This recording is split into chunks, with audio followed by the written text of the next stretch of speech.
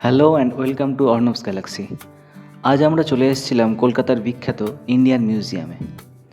মিউজিয়ামটি 1814 সালে Asiatic society দ্বারা প্রতিষ্ঠিত হয়েছিল। এটি শুধুমাত্র ভারত নয়, এশিয়ারও সবথেকে পুরনো এবং বৃহত্তম মিউজিয়াম। টিকিট কেটে নিয়ে ঝটপট ঢুকে পড়লাম ভেতরে। ভেতরে ঢুকলেই সামনে দেখা যায় উইশ ফুলফিলিং ট্রি।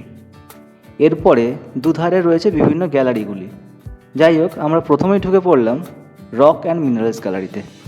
সেখানে ছিল বিভিন্ন রকমের পাথর এবং খনিজ দ্রব্যের সমাহার, যেগুলোকে খুব যত্ন সহকারে সেখানে সাজিয়ে রাখা ছিল। তারপর চলে গেলাম অ্যানথ্রোপোলজি বা পুরাতত্ত্ব গ্যালারিতে, যেখানে ছিল পাথরের উপর সুন্দর কারুকার্য করা পুরাতাত্ত্বিক সব নিদর্শন। এই গ্যালারির ভেতরে ছিল কয়েন গ্যালারি, যেটাতে ছিল ভারতের বিভিন্ন সময়কার মুদ্রার সংগ্রহশালা। এরপরে আমরা চলে গেলাম উপরের তলায়, যেখানে প্রথমেই ছিল ইনভার্টিব্রেট গ্যালারি। সেখান থেকে দেখে আমরা ঢুকলাম জুলজিক্যাল ম্যামাল গ্যালারিতে, যেখানে হাতি, জিরাফ, নীলতিমির বড় বড় কঙ্কাল ছিল আকর্ষণের মূল বিষয়।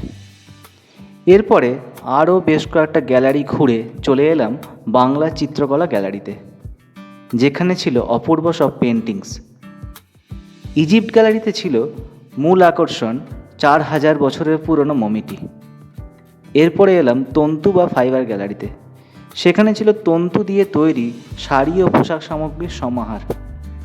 সবশেষে গিয়েছিলাম ডেকোরেটিভ আর্ট গ্যালারিতে, যেখানে ছিল বিভিন্ন সময়কার ঘর সাজানোর সামগ্রী। সামগ্রিকভাবে আমাদের মিউজিয়ামটি খুবই আকর্ষণীয় লেগেছিল। একদিন সময় করে অবশ্যই ঘুরে আসতে পারেন ইন্ডিয়ান মিউজিয়ামে, যেখানে গেলে আপনি ফিরে যাবেন অতীতের বিভিন্ন সময়ে।